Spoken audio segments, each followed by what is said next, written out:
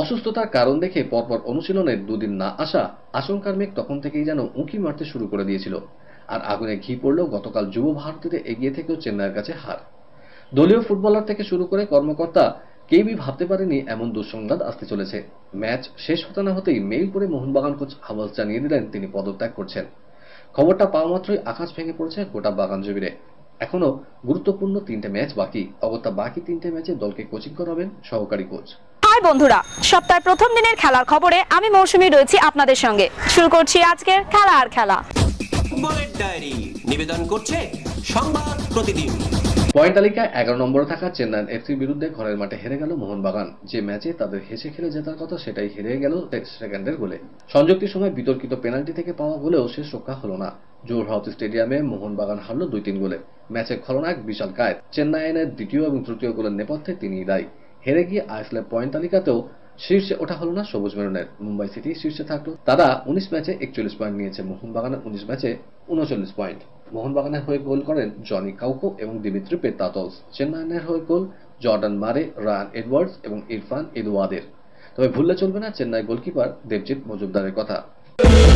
নির্বাচনের কারণে আগামী 3রা এপ্রিল কোচিতে কেরল ব্লাস্টার্স এফসির বিরুদ্ধে ম্যাচে থাকতে পারবেন না কার্লোস কোয়াদ্রাত।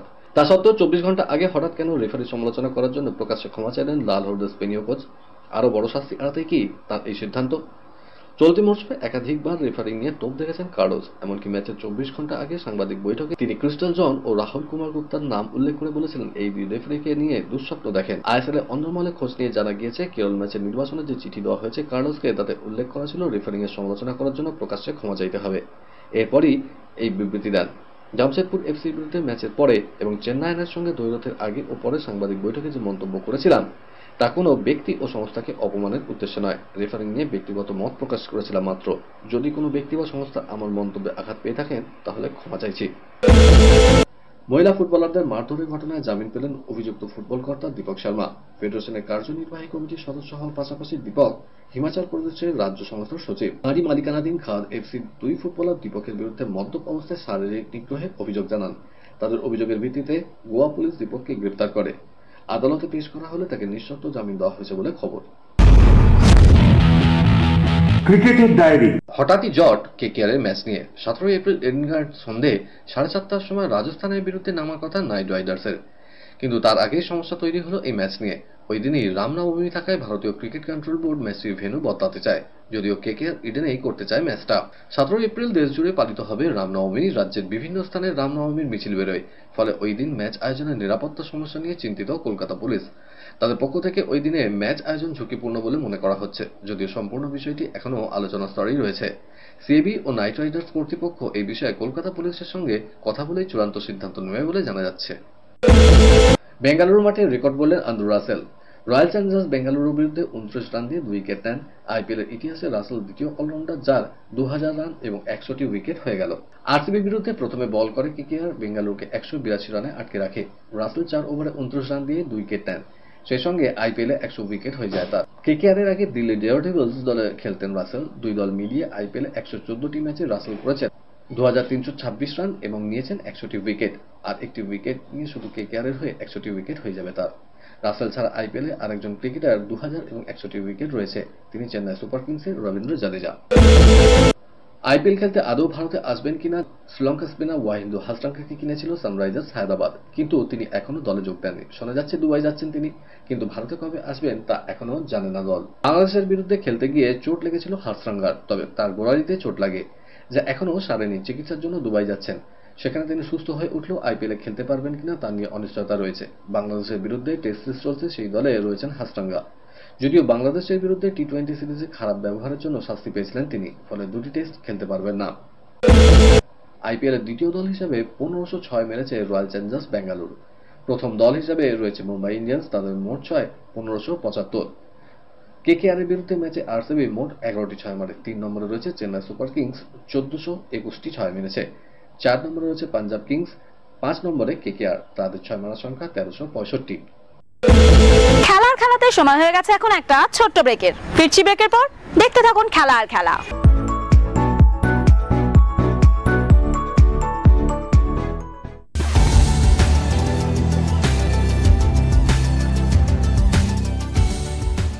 क्या দেখেন নিউজ মিডিয়া প্রযোজিত সাপ্তাহিক বিনোদনমূলক অনুষ্ঠান বিনোদন.com দেখুন প্রতি শনিবার ঠিক রাত 10:15 আপনাদের প্রিয় চ্যানেল ভিশনে।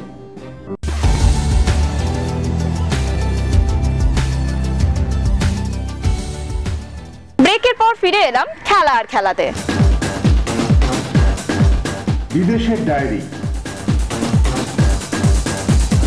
সৌদি প্রো লিগে ফের জ্বলে উঠলেন ক্রিস্টিয়ানো রোনাল্ডো। আল নাসেরের হয়ে হ্যাট্রিক করলেন বিশ্বের সেরা ফুটবলের মহাতারকা। দল জিতল 5-1 গোলে। অন্যদিকে লা লিগায় লা পামোসকে 1 গোলে হারিয়েছে বার্সেলোনা। তবে মেসিবিহীন ইন্টার মায়ামি মেজর লিগ সকারে এগিয়ে থেকেও ড্র করল নিউ ইয়র্ক সিটির বিরুদ্ধে। খেলা ফলাফল 1-1। সবথেকে আশ্চর্যের বুন্দেসলিগায় পরাজিত হয়েছে বায়ার্ন মিউনিখ। বরুসিয়া ডর্টমুন্ডের কাছে তারা হেরে গেছে 2-0 গোলে। সৌদি প্রো লিগে খেলা ছিল আল নাসের বনাম আল তাইয়ের। এই মুহূর্তে অবনমন বাঁচানোর লড়াই লড়ছে আল তাই। তুলনায় দুর্বল দলটির বিরুদ্ধে শুরু থেকে আক্রমণাত্মক ফুটবল খেলছিল আল নাসরের ফুটবলাররা। এর ফল মিলল হাতে নাতে। প্রথমার্ধে 2-1 গোলে এগিয়ে থাকার পর দ্বিতীয়ার্ধে মার্চ শুধুই রোনাল্ডো ম্যাজিক। পরপর 3টি গোল করলেন তিনি। তার সৌজন্যে বড় জয় পেল আল নাসের। পাশাপাশি চলতি টুর্নামেন্টে 26 গোল করেই রোনাল্ডোই এখন সৌদি প্রো লিগের সর্বোচ্চ গোলদাতা।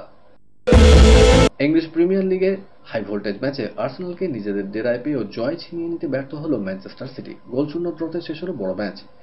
নিজেদের নিয়ন্ত্রণে ম্যাচ রেখেও গোল করতে পারল না পেপ গুয়ার্দিওলার ছেলেরা। আর্সেনালের 8 ম্যাচে জয়ের দৌড় থামল ঠিকই, তবে দুর্ধর্ষ সিটির বিরুদ্ধে এই ফলাফল কোনোভাবেই কম আনন্দের নয়। প্রথমবার সিটি ঘরের মাঠে কোনো গোল হজম করল না আর্সেনাল। যদিও ফুটবলের নিচে মুখ রাখতে পারল না দুপক্ষই। সিটি বনাম আর্সেনাল ম্যাচ ড্র হওয়ায় সবচেয়ে লাভ হল লিভারপুলের। ব্রাইটনের সঙ্গে গুরুত্বপূর্ণ ম্যাচ জিতে আর্সেনালকে সরিয়ে লিগ টেবিলের শীর্ষে উঠে এসেছিল তারা। আর্সেনাল জিতলে ফের শীর্ষস্থানের দখল নিত তারা। লিভারপুল জিতল 2-1 গোলে। অন্য ম্যাচে ইপিএল এ ব্রেন্টফোর্ডের বিরুদ্ধে 1-1 গোলে ড্র করেছে ম্যানচেস্টার ইউনাইটেড। বর্তমান ষষ্ঠ স্থানে রয়েছে তারা। 29 ম্যাচে লিভারপুলে পয়েন্ট 67। সমান সংখ্যক ম্যাচ খেলে আর্সেনাল ও সিটির পয়েন্ট যথাক্রমে 65 ও 64। লিগ টেবিলে 9 নম্বর থাকা ব্রাইটনের বিরুদ্ধে ফেভারিট তকমা নিয়ে মাঠে নেমেছিল লিভারপুল। বোধহয় আত্মতুষ্টিতে ভুগছিলেন ইয়োগেন ক্লপের দল, আর সেখানেই ঘটল বিপত্তি। টুকরো খবর।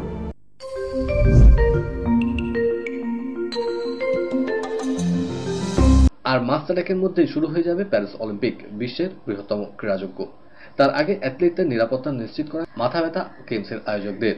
সেই কাজে ভিন দেশের সেনা ও পুলিশ ব্যবহারের পরিকল্পনা নেওয়া হয়েছে ফরাসি সরকারের তরফে। তবে ভাড়া করে আনা হলেও সেই নিরাপত্তা কর্মীরা পশ্চিমী বিশ্বের অন্য ব্যক্তিগত সেনাবাহিনী নয়। তারা মূলত ফ্রান্সের বিভিন্ন বন্ধু দেশের সেনা ও পুলিশ বাহিনীর সদস্য। সদ্যই কনসার্ট হলে আইসিস জঙ্গিদের হামলার জেরে মৃত্যু মিছিল দেখেছে মস্কো। তারপরই অলিম্পিকের নিরাপত্তা নিয়ে নড়ে চড়ে বসেছে ফরাসি সরকার। এমনিতেই সেই দেশে অন্তত 45,000 আধা সেনা এবং পুলিশকর্মী নিযুক্ত হবেন পিভি সিন্ধু, নীরজ চোপড়াদের মতো কয়েক হাজার অ্যাথলেটের নিরাপত্তা নিশ্চিত করার জন্য। সঙ্গে থাকবে মোটামুটি 20,000 বেসরকারি নিরাপত্তা রক্ষীও। 72 মিউনিক বা 96 অ্যাটলান্টা পুনরাবৃত্তি এড়াতে বিভিন্ন বন্ধু রাষ্ট্রের সাহায্য চেয়েছে ফ্রান্স। অলিম্পিকের নিরাপত্তা আঁটোসাঁটো করার জন্য দক্ষ নিরাপত্তারক্ষী পাঠাতে বলা হয়েছে দেশগুলোকে। বয়স যতই বাড়ছে তার ক্ষিপ্রতাও বৃদ্ধি হচ্ছে। তিনি ভারতীয় টেনিস তারকা রোহন বোপান্না। বছরের শুরুতে ম্যাথু এবডেনকে নিয়ে অস্ট্রেলিয়ান ওপেন জিতেছিলেন, এবার জিতলেন মায়ামি ওপেন। 43 বছরের টেনিস তারকা ও এবডেন ফাইনালে হারান ইভান দোদিচ এবং অস্টিন ক্রাইজেককে। 1 ঘন্টা 42 মিনিটের হাড্ডাহাড্ডি লড়াইয়ে বোপান্নারা জিতলেন 6-7, 6-3, 10-6 ফলে। প্রথম সেটে হারার পরেও দুরন্ত জয় ছিনিয়ে নেন বোপান্নারা। বর্ষসেরা খেলোয়াড় হিসাবে বিশেষ সম্মান পেলেন ভারতীয় পুরুষ হকি দলের প্রতিভাবান মিডফিল্ডার হার্দিক সিং। তাকে এই সম্মান জানিয়েছে হকি ইন্ডিয়া। তিনি পেয়েছেন অজিত পাল সিং ট্রফি। ভারতীয় দলের অধিনায়ক হরমনপ্রীত সিং পেয়েছেন বর্ষসেরা ডিফেন্ডারের সম্মান। বছরের সেরা স্ট্রাইকার নির্বাচিত হয়েছেন অভিষেক। কলকাতার ডায়েরি নিবেদন করছে গুড এজ হসপিটাল। ইস্টবেঙ্গলের সুপার 6-এর অঙ্ক এখনো শেষ হয়ে যায়নি, তবে ইস্টবেঙ্গলের জন্য বড় ধাক্কা। গ্রুপ পর্যায়ে ইস্টবেঙ্গল যে এখনো 3টে ম্যাচ বাকি রয়েছে, সেখানে মাঠে নামা প্রায় অসম্ভব দলের আক্রমণ ভাগের অন্যতম অস্ত্র নন্দকুমারের। এমনকি ইস্টবেঙ্গল যদি সুপার 6-এ জায়গাও করে নেয়, সেখানেও নন্দকুমার খেলতে পারার সম্ভাবনা ক্ষীণ। ছুটি কাটিয়ে ইস্টবেঙ্গল 4 দিন অনুশীলন করে ফেললেও এখনো পর্যন্ত অনুশীলনে নামেননি নন্দকুমার। লাল হলুদ শিবিরের পক্ষ থেকে স্পষ্ট করে কিছু বলা হচ্ছে না, তবে জানা গেছে নন্দকুমারের একটি শারীরিক সমস্যা ছিল। সেই সমস্যা কিছুদিন আগে বাড়াবাড়ি হওয়ায় অস্ত্রোপচার করতে বাধ্য হয়েছেন তিনি। এই অস্ত্রোপচার এমন কিছু বড় না হলেও স্বাভাবিক অনুশীলনে ফিরতে তার বেশ কিছুটা সময় লাগবে। নন্দকুমার ইস্টবেঙ্গলের আক্রমণে এই মরশুমের সেরা ভারতীয় অস্ত্র। এই মরশুমে 9টি গোল করেছেন তিনি।